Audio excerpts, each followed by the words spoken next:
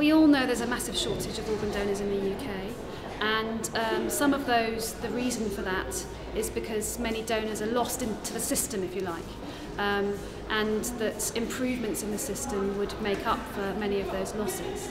But also lots of relatives who are asked to decide about donation on behalf of their deceased loved ones say no.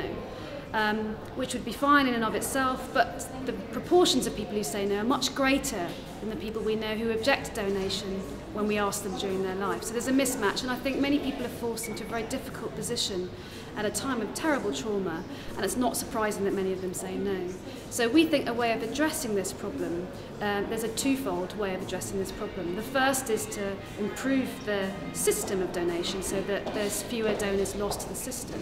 But the second and significant improvement on top of that could be to have a system whereby, rather than opting into donation and choosing during one's lifetime to become a donor after death, where one would opt out of donation. So the default position would be to donate, but if you felt that you didn't want to, you could easily opt out of doing so during your lifetime. And we think that would make vast improvements and be an ethically acceptable road to go down.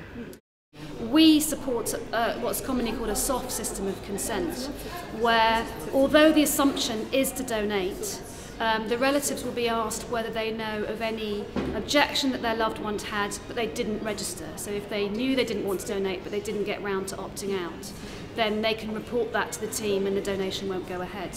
And also in rare circumstances where the family just are unable to contemplate donation and feel extremely traumatised by the prospect of it, we think they shouldn't go ahead in those instances either, because it would do no one any benefit to upset families and to cause that kind of distress.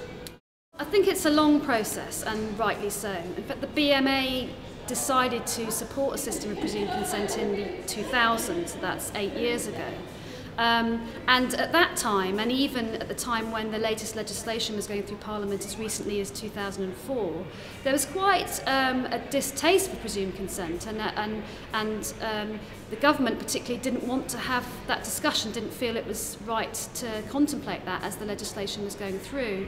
Since then, just in the last 3 years, many of the chief medical officers in the different areas of the UK have expressed a support for presumed consent. There have been many issues to discuss it much further, and as we know, the Prime Minister personally supports it himself. So I think there is a willingness to have a discussion about it. There does seem to be a little bit more support from perhaps some figureheads, if you like, but I think that there's a lot of work to be done, and I think even if there were substantial support for presumed consent now, and even if there were a change in the law relatively soon, which I think is unlikely, there would still be a very long lead-in time that would be needed to implement such a system, to make sure people understood how it worked, what their rights and responsibilities were.